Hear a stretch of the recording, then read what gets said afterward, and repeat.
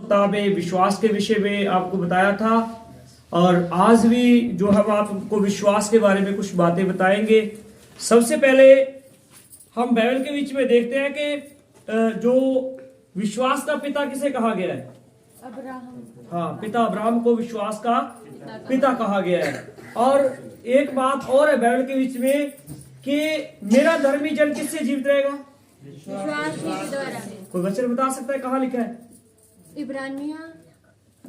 हाँ, सही 10:38।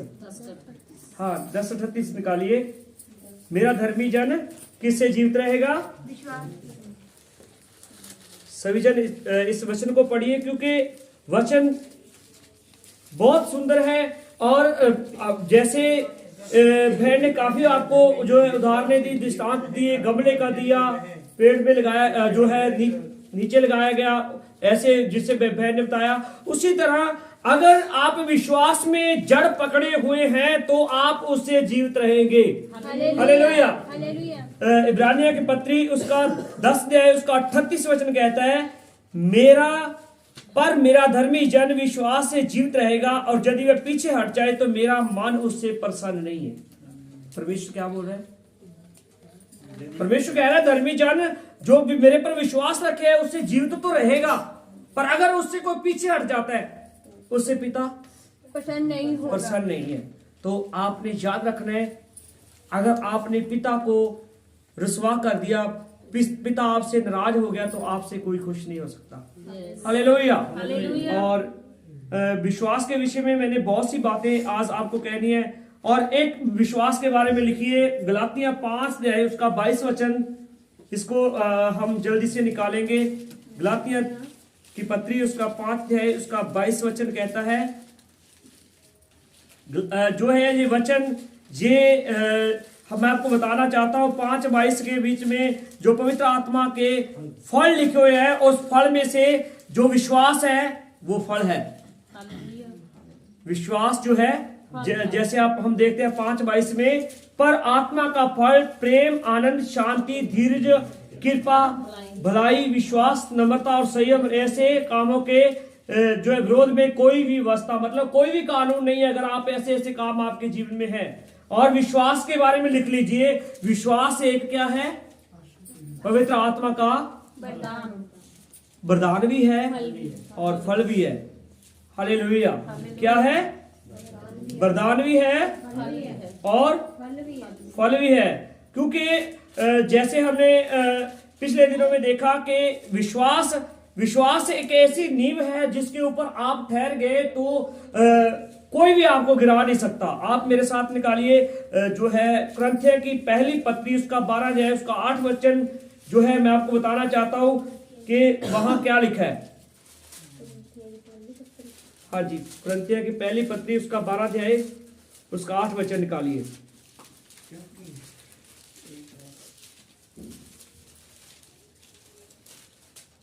क्योंकि एक को आत्मा के द्वारा बुद्धि की बातें दी जाती है और दूसरे को उसी आत्मा के द्वारा ज्ञान की बातें दी जाती है। 9 को भी पढ़िए।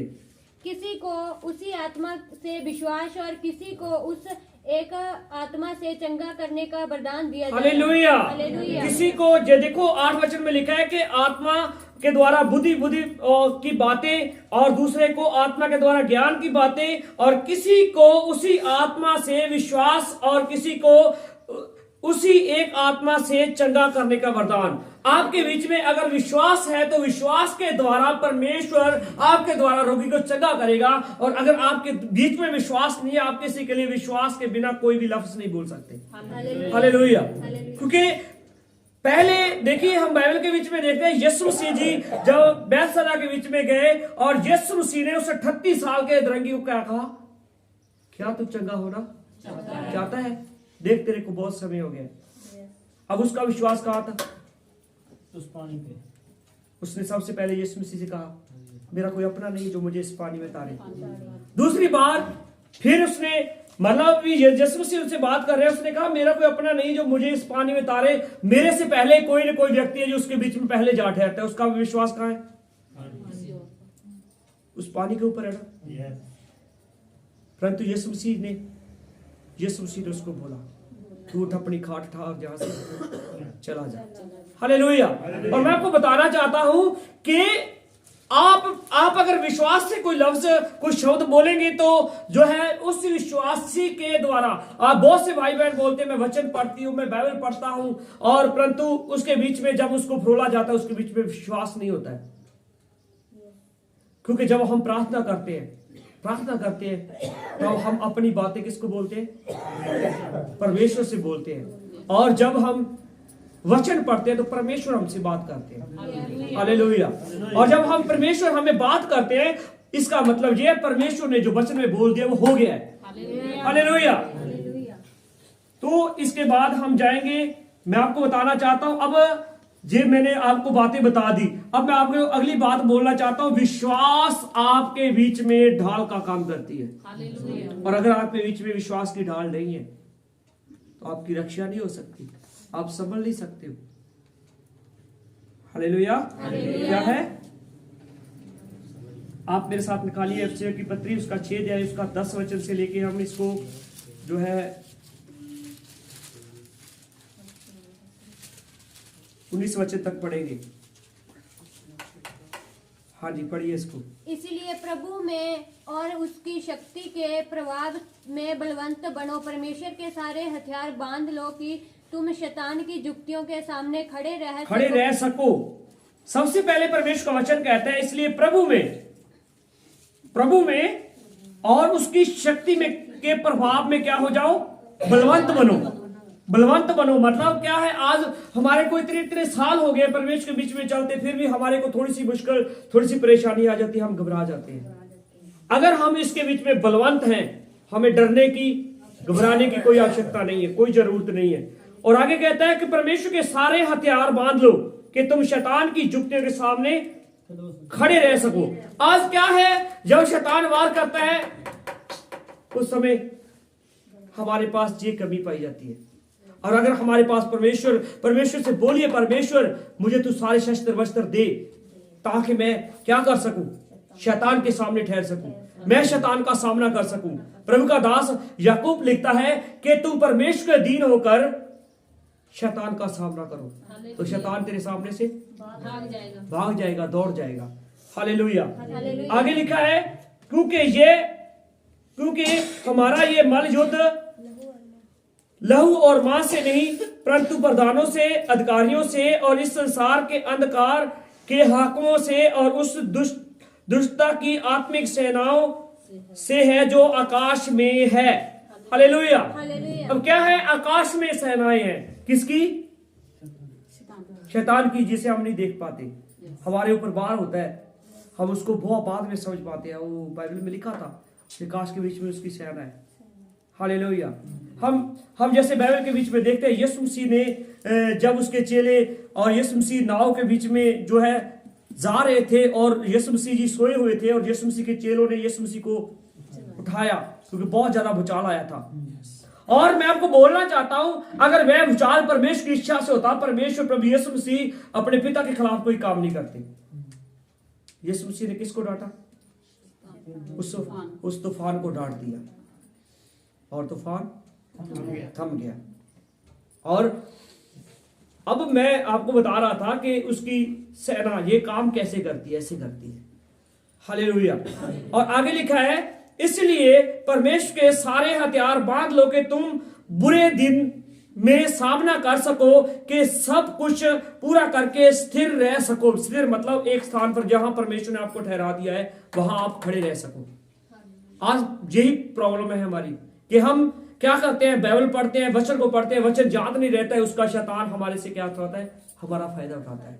अगर हमारे पास हमने वचन पढ़े हैं, मैं आपको बोलना चाहता हूं, आप बाइबल के बीच में चाहे इस एक दिन में एक वचन पढ़े, पर वो वचन आपको याद होना चाहिए। और वो वचन आपके बीच में, जिंदगी के बीच में है तो शैतान आपके बीच में इंटर नहीं कर सकता। आपकी कोई भी शैतान आपकी कोई भी हानि नहीं कर सकता। हालेलुया। और आगे लिखा है अपने पांवों में, यहां लिखा स्थिर रह सको, इसलिए सत्य से अपनी कमर कसकर, धार्मिकता की झिलम पहनकर, पांव में मिलाप की सुसमाचार की तैयारी के जूते पहनकर और इन सब के साथ विश्वास की ढाल लेकर स्थिर रहो जिससे तुम उस दुष्ट के सब जलते हुए तीरों को बुझा सको। हालेलुया। सबसे पहले परमेश्वर ने कहा कि उसकी शक्ति में बलवंत बनो। ठीक है, आगे जहां परमेश्वर कहता है हमारी लड़ाई लहू मांस की नहीं है, ठीक है, और फिर अब यहां आगे परमेश्वर ने कहा कि तुम जो है परमेश्वर के कहता है कि तुम सारे उसके हथियार बांध लो, तुम बुरे दिनों में क्या करो, उसका सामना कर सको, स्थिर रह सको। और आगे परमेश्वर कहता है कि तुम सत्य से कमर कसो। अगर हम परमेश्वर के प्रचार का, जहां परमेश्वर का प्रचार करना है, तो सबसे पहले हमें सत्य से कमर कसनी पड़ेगी। आज जो अगर हम थोड़ा सा पीछे जाए, उस समय जो जैसे हम बाइबल के बीच में लिखा है कि यीशु मसीह ने जब अपने चेलों के पांव धोए तो उसने अपने कमर कसे पर क्या बांधा, कमर कसा उसने कसा। और आज हम क्या डालते हैं, बेल्ट डालते हैं। आज हम बेल्ट डालते हैं। और जो है वो कहता है कि सत्य से तुम अपनी कमर कसो, सत्य से। अगर आपके बीच में सत्य है तो आप कहीं भी जाएं, आपके ऊपर कोई भी इंसान दोष नहीं लगा सकता। और अगर आप झूठ का प्रचार कर रहे हैं, आप उसी स्थान पे पकड़े जाओगे। हालेलुया। ठीक है। और जो धार्मिकता की झिलम क्या करती थी, एक जो टोप होता था, उस टोप के ऊपर ऐसे, जिसे हम झालर बोलते हैं, सांकली की तरह ऐसे होती थी। और वो उसकी चाहे वो वार हो भी जाता था, परंतु उसके आगे नहीं जाता था। वो उसको क्या रखती थी, सुरक्षित रखती थी, झिलम।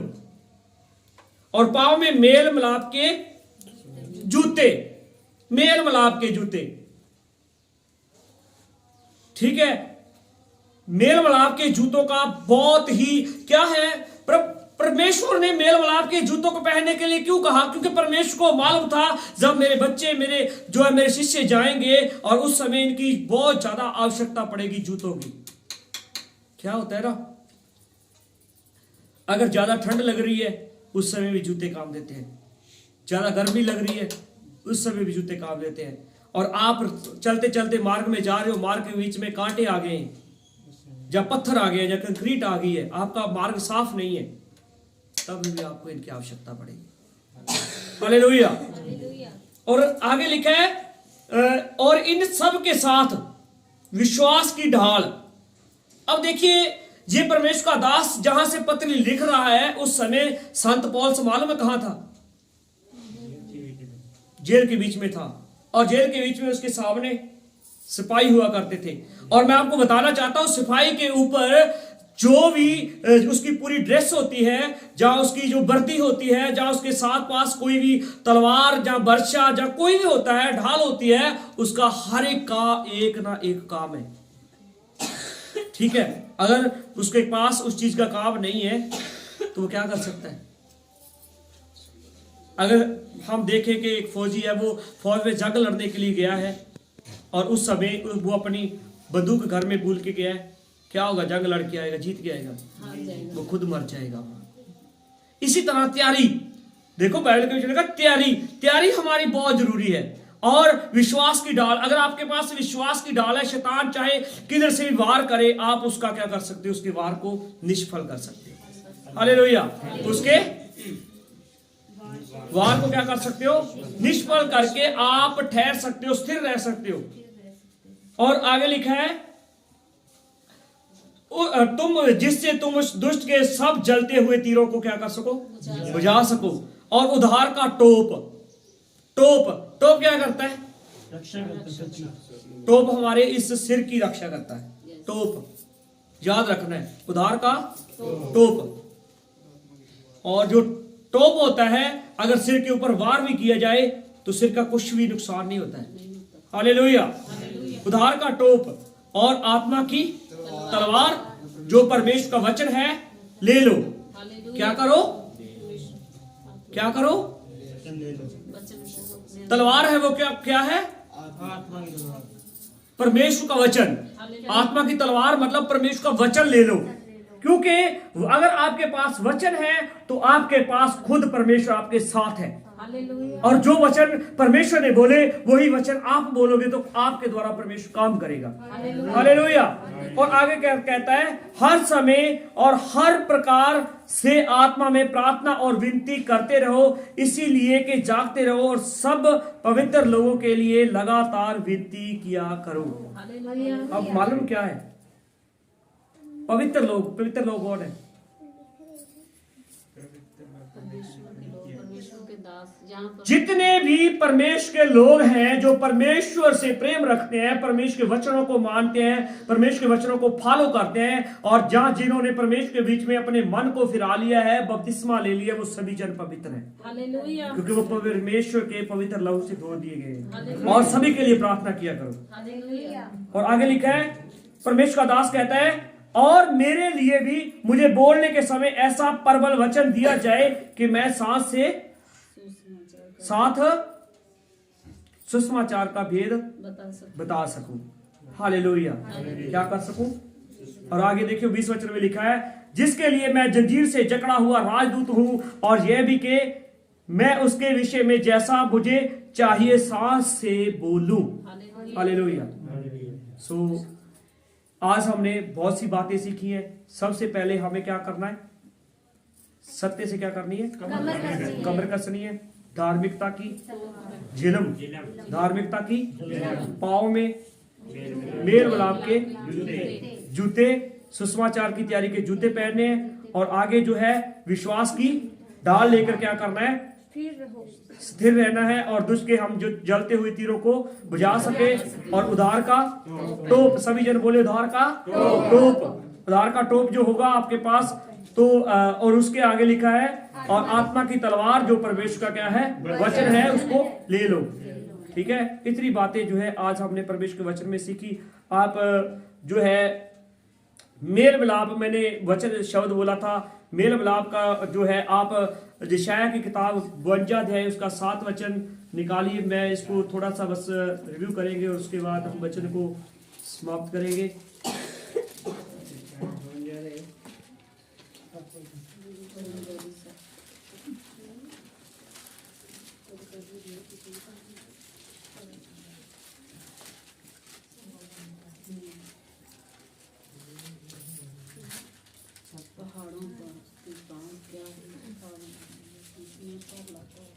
तो यहाँ 7 वचन में लिखा है, पहाड़ों पर उसके पांव क्या ही सुहावने हैं, जो शुभ समाचार लाता है, जो शांति की बातें सुनाता है, कल्याण का शुभ समाचार और उद्धार का संदेश देता है, जो सिय्योन से कहता है कि तेरा परमेश्वर राज्य करता है। हालेलुया। सुन, तेरे पहरुए पुकार रहे हैं, और वे एक साथ जय जयकार कर रहे हैं, क्योंकि साक्षात देख रहे हैं कि यहोवा सिय्योन से लौट रहा है। यहोवा कहां से लौट रहा है? सिय्योन से। और परमेश्वर का वचन कहता है उनके पांव कितने ही क्या है? सुहावने हैं। किसके? जो परमेश्वर का वचन लेके जाते हैं और उन्हें शांति का और उद्धार का शुभ समाचार सुनाते हैं, उन्हें मैसेज देते हैं। मैं आपको बोल रहा था मेल मिलाप। अब मेल मिलाप क्या होता है? जैसे हमने देखते हैं कि दो मित्र होते हैं, और उन मित्रों के बीच में कोई कड़वाहट आ गई है, और कोई उनकी बातें चीतें ऐसी हो गई हैं जिसके साथ उनका अब मेल मिलाप टूट गया है। मेल मिलाप टूट गया है, और अब उस मेल मिलाप को क्या करना है? दोबारा मिलाना है। तो वो दोनों आपस के बीच में अपने आप नहीं मिल सकते, अपने आप नहीं मिल सकते। उनके बीच में कोई ना कोई चाहिए, बिचवई। हिंदी में बिचवई लिखा है, पंजाबी में बिचोला। उन्हें वो चाहिए, और वो प्रभु यीशु मसीह थे। वो प्रभु यीशु मसीह थे, जिसने हमें परमेश्वर के साथ दोबारा क्या किया? हमारा मेल मिलाप कराया, और उसने हमारा जो अब मेल करा दिया है। अगर हम बार बार फिर हम पीछे की ओर देखकर पीछे जा रहे हैं, उससे पिता खुश नहीं है। आपने आगे बढ़ना है, आपने सभी ने आगे बढ़ना है। अब हमें पीछे मुड़ने का नहीं है, अब हमारा पीछे मुड़ने का समय नहीं है। सो परमेश्वर आपको इन वचनों के द्वारा आशीष दे, ब्लेसिंग दे, सभी को जय मसीह की बात दे।